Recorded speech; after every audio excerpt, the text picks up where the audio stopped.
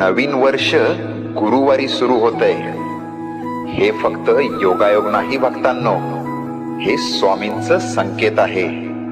हे नवीन वर्ष तुमच्यासाठी वेगळं आहे, कारण गुरुवार हा गुरुचा दिवस आहे.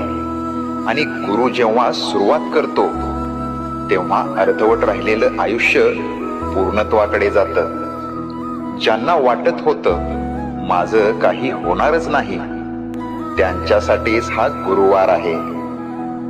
दरवाजे जे बंद होते ते आता आवाज करून उघडतील. आता तुझं आयुष्य स्वामींच्या हातात आहे.